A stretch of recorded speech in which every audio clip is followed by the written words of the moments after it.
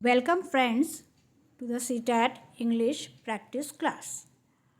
Now these are the multiple choice questions. First one is choose the correct synonym of rapid. Slow, quick, late, weak. Now synonym means जिसका same अर्थ हो, same meaning हो, similar meaning हो. ठीक है, तो rapid इसका मतलब क्या हो जाएगा? इसका मतलब हो जाएगा सेम हमको ढूंढना है. स्लो तो बाद में हो गया, लेट हो गया, वीक हो गया, तो इसका मतलब क्विक हो सकता है. Yes, quick will be the right answer. Quick हो सकता है नहीं, quick is the right answer. Okay, next question number 2.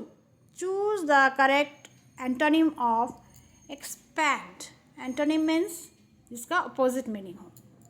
Increase, enlarge, reduce, spread. Now for this question, expand का उल्टा. ठीक है, expand मतलब बढ़ाना, फैलाना, उसका उल्टा हो जाएगा reduce, घटाना. So C is the right answer. Question number 3. Fill in the blank. She is afraid dash dogs. From, of, with, by. This is very simple. She is afraid of dogs. तो हम इसमें B वाला टिक कर देते हैं. Okay, now next is our fourth question. Choose the correct sentence. He did not wrote the letter. He has not write the letter. He did not write the letter. He does not wrote the letter. अब भाई इसमें से कौन सा सही है?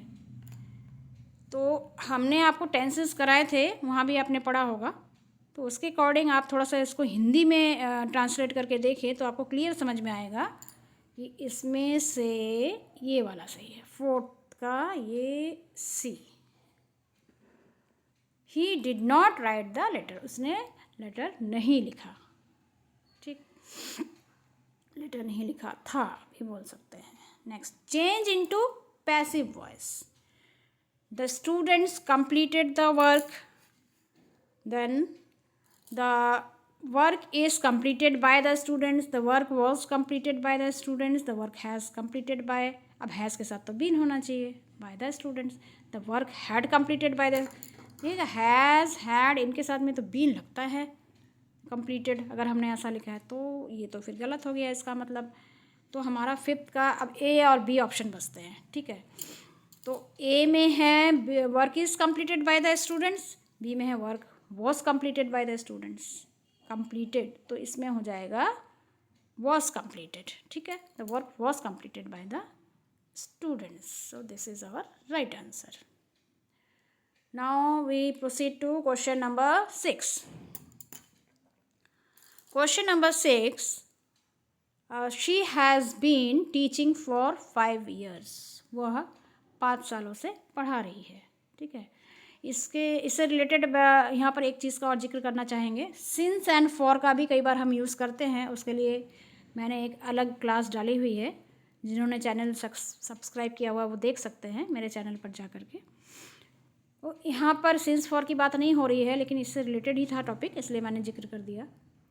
इसमें है ये प्रेजेंट डेफिनेट टेंस है, प्रेजेंट इंडेफिनिट और प्रेजेंट कंटिन्यूस, प्रेजेंट परफेक्ट और present perfect continuous. Now which will be the right answer? Has been teaching. देखिए आईएनजी है मीन्स तो कंटिन्यूस होगा, और हैज़ बीन है तो present perfect continuous. This is the right answer. Now let us tick this. Okay, next comes question number 7. Choose the correct spelling. इसमें तो कुछ करना ही नहीं है, सिर्फ स्पेलिंग देखनी है.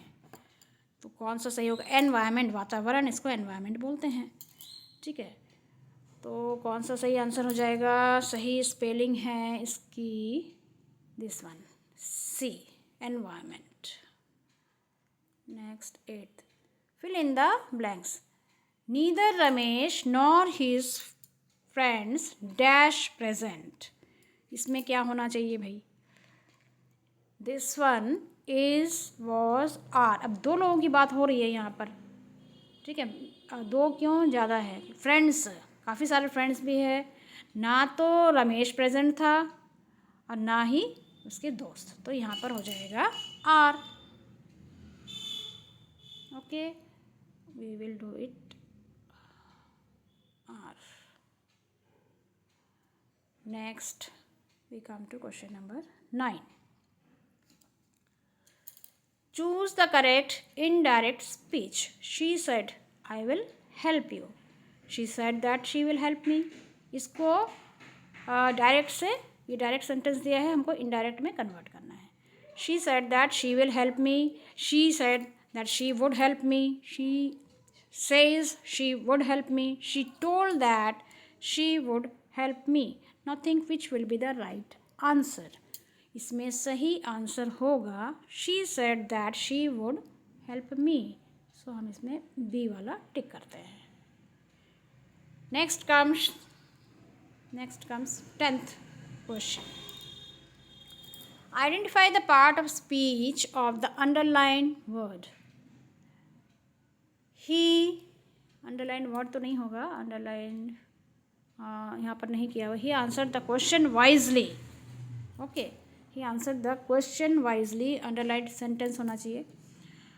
तो इसमें पार्ट ऑफ स्पीच कौन सा यूज़ किया गया है? He answer the question wisely. Wisely actually underline होगा. Let me correct it. Wisely, हाँ, ये इसका पार्ट ऑफ स्पीच बताइए आप. इस क्वेश्चन में इसका पार्ट ऑफ स्पीच क्या होगा? वाइजली. ये तो मैंने पढ़ाया था जब मैंने पार्ट्स ऑफ स्पीच पढ़ाए थे, आप लोगों ने मेरी क्लासेस देखी होंगी. तो दिस इज़, ये वर्ब है. वर्ब को किस प्रकार से उसने ये कार्य किया, चालाकी से, बुद्धिमानी से, तो it will be adverb. Okay, now let us proceed to 11th question. Choose the correct article. He is dash honest man. इसमें तो ज़्यादा डिस्कशन की ज़रूरत ही नहीं है, because H is silent over here. Honest man, हम हॉनेस्ट तो बोलते ही नहीं हैं. And it is A, what is this, among vowels and consonant, this is vowel.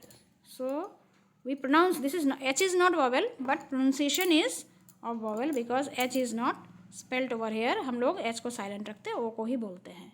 तो ये हो जाएगा हमारा N. Let us take this and question number now 12th. Choose the correct option. इसमें से कौन सा सही है? Hardly I reached the station dash the train left. इसमें हो जाएगा hardly I reached the station when the train left. ठीक. Next question number 13. Identify the type of clause. I know the boy who is standing there. मैं उस लड़के को जानता हूँ जो वहाँ खड़ा है. तो इस सेंटेंस में कौन सा क्लॉज है भाई? थोड़ा सा आप दिमाग लगाइए. क्लॉजेस पढ़े होंगे आपने, ये भी मैंने क्लॉज वाली क्लास में बताया था. वो मेरे चैनल पर वो क्लास भी है, क्लॉज वाली. शॉर्ट में भी है, लॉन्ग में भी है, आप जाकर उस वीडियो को देख सकते हैं. तो according to that which one you think that is correct? आपने कई बुक्स में भी पढ़ा होगा, कई और क्लासेस भी अटेंड की होंगी. तो कौन सा है इसमें सही? हाँ, adjective, principal, I think adjective. Yes, I know the boy. किस लड़के को आप जानते हैं? हु इज स्टैंडिंग देयर, उसका वो गुण बता रहा है, विशेषता. तो this is adjective clause. Adjective. Next comes question number 14. Choose the correct question tag.